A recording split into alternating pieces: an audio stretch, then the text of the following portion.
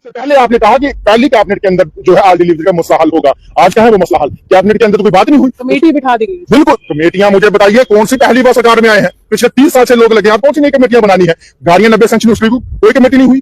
कोठियां किस किस की कहां मिलनी है उसकी कोई कमेटी सेंक्शन नहीं हुई। फिर उसके बाद आपका सैलरी बढ़ानी है उसकी कोई कमेटी फ्रेम नहीं होती। कहां जाना क्या जाना कौन सा प्रोटोकॉल है उसकी कोई कमेटी फ्रेम नहीं होती। आपके पास प्रधानमंत्री 2-3 बार आए, आप कम से कम उनकी बात कर लो। आप मंच पे बोला उन्होंने कि स्टेट दे दीजिए, उम्मीद है आप दे देंगे। अरे स्टेट तो मांगे या ना मांगे, पहले लोगों की बात तो करे।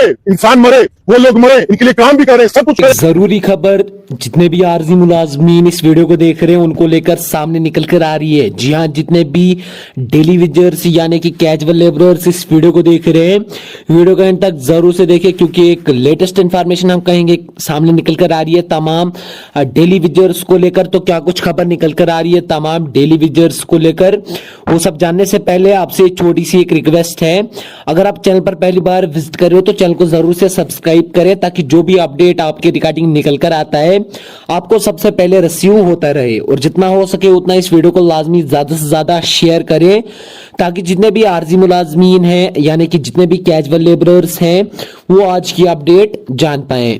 जैसा कि आप सभी को पता ही है, एक आरजी मुलाजमीन की जो है वो डेथ हो चुकी थी। अब भी आरजी मुलाजमीन को लेकर एक बड़ी खबर सामने निकल कर आ रही है।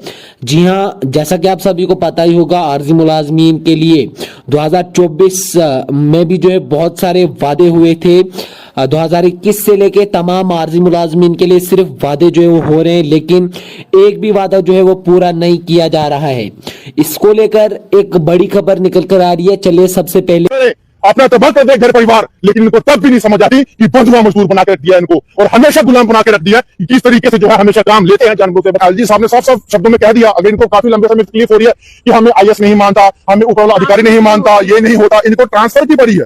इनको ये नहीं पता कि तुम लोगों को ट्रांसफर करने के लिए नहीं बिठाया सरकार के अंदर, तुम लोगों को जनता का काम करने के लिए सरकार के अंदर बिठाया है। पब्लिक जो वोट दिया है उसको बिठाया। आईएएस ने आपको वोट नहीं डाला, आईएएस ने आपको सरकार में नहीं बुलाया, लाया है तो जम्मू कश्मीर की जनता ने लाया है। और जम्मू कश्मीर की जनता के काम करने के लिए आप ट्रांसफर का बहाना ढूंढ रहे हो। आप जम्मू कश्मीर की जनता की बात नहीं। चौकीदार को तो पिछले कई सालों से सैलरी नहीं मिली है, काम भी हो रहा है उनके द्वारा, वो कह रहे हैं कि अब हम छोड़ भी नहीं सकते हैं और रुक भी नहीं सकते। देखिए, उनको एक ऐसी गले की हड्डी बना के रख दिया, ना वो अंदर डाल सकते ना वो बाहर निकाल सकते हैं। और एक बात मैं बता दूं, वाहिद एक ऐसा डिपार्टमेंट है और मैंने कभी हिंदुस्तान के अंदर नहीं सुना होगा कि किसी डिपार्टमेंट के अंदर हजारों की तादाद में काम करते हैं और 20 साल से बिना पैसों के काम करते हैं। जो 900 रुपया 3 महीने में एक बार मिलता हो, अपने घर की जमीन, अपना टुकड़ा, अपना अंग दे दिया हो गवर्नमेंट को, तो वो किस तरीके से, आप मुझे बताइए कि हम खुश रहें? ऐसी ऐसी हालात है वहां पे कि हम जम्मू कश्मीर से 200, 400, 500, 1000 जितना बंदा तैयार होगा मुंह फुल दिल्ली होंगे और जंतर मंतर पे जाके हम बैठेंगे और जंतर मंतर से सीधा पार्लियामेंट की तरफ जो है जाने का पूछ करेंगे और जहां प्रधानमंत्री घर की तरफ पूछ करेंगे, लेकिन दिल्ली में जाएंगे और प्रधानमंत्री जी के आगे रोएंगे कि जम्मू कश्मीर के अंदर यही लोग हैं जो पिस रहे हैं, यही लोग हैं जो परेशान हैं और आप बताइए हमारा हल क्यों नहीं हो?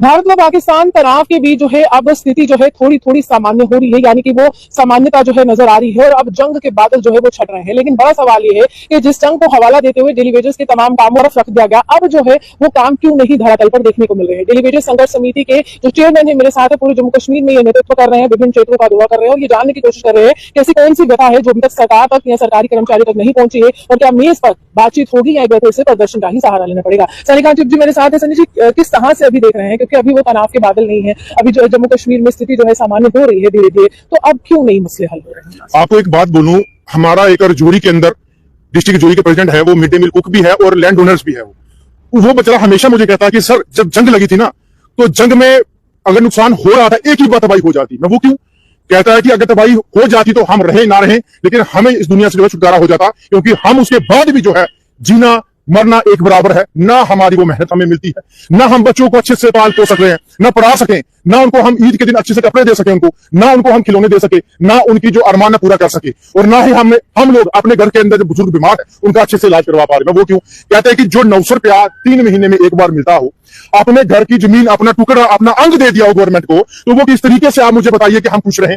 ऐसी ऐसी हालात है वहां पे। और वैरीनाग के अंदर हमारी एक मिड डे मील कुक है कि जो ईद के दिन जिसको हार्ट अटैक से अपनी जान गई, वो जब उनके घर पे हमारी डेपुटेशन गए लोग, तो वहां पे पूछा गया कि क्या हालात हुई थी वहां पे।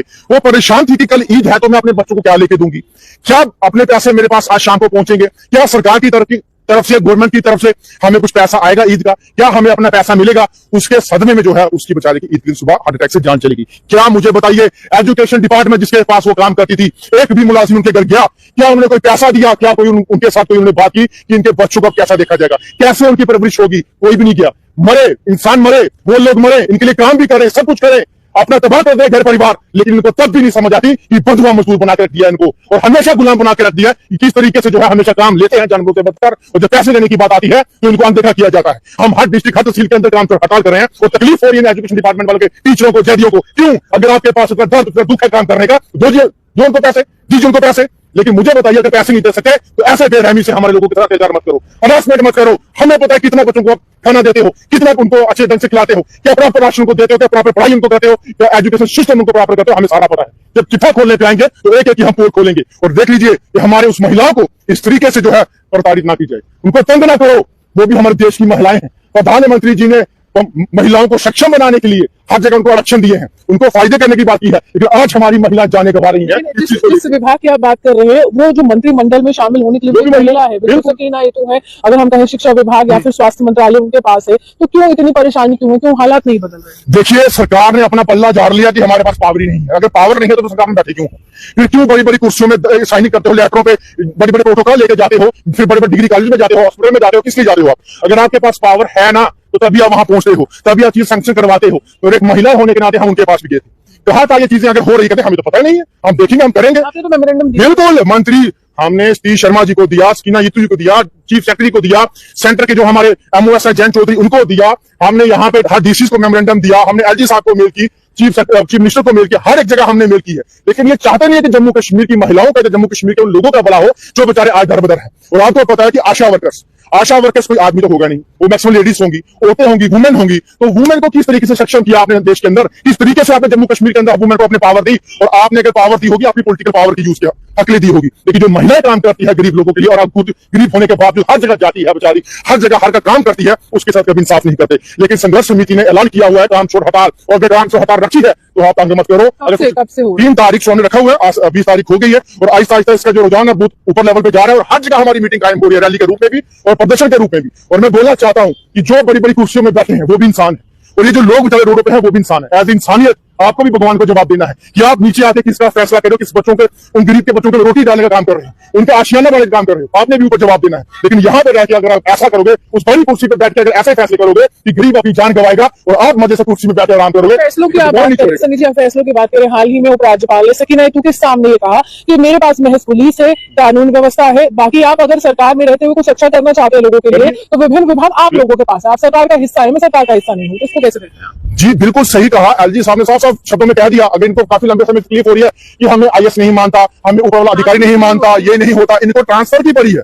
इनको ये नहीं पता कि तुम लोगों को ट्रांसफर करने के लिए नहीं बिठाया सरकार के अंदर, तुम लोगों को जनता का काम करने के लिए सरकार के अंदर बिठाया है। पब्लिक जो वोट दिया है उसको बिठाया। आईएएस ने आपको वोट नहीं डाला, आईएएस ने आपको सरकार में नहीं लाया है तो जम्मू कश्मीर की जनता ने लाया है, और जम्मू कश्मीर की जनता के काम करने के लिए आप ट्रांसफर का बहाना ढूंढ रहे हो। आप जम्मू कश्मीर की जनता की बात करो, विभाग इनके पास है, हेल्थ इनके पास है, एजुकेशन इनके पास है, आपके पास पीएच इनके पास है, इरिगेशन इनके पास है, रूरल डेवलपमेंट इनके पास है, जो मालिकम चौकीदार है, तमाम डिपार्टमेंट इनके पास है। लेकिन ये अपने चहीतों के पास आएंगे, उनके पास आएंगे जो इनके चमचे हैं, लेकिन वो गरीब के पास आएंगे जिस गरीब ने लाइन में लगे। चौकीदार को तो पिछले कई सालों से सैलरी नहीं मिली है, काम भी हो रहा है उनके द्वारा, वो कह रहे हैं कि अब हम छोड़ भी नहीं सकते हैं, रुक भी नहीं सकते। देखिए, उनको एक ऐसी गले की हड्डी बना के रख दिया, ना वो अंदर डाल सकते ना वो बाहर निकाल सकते हैं।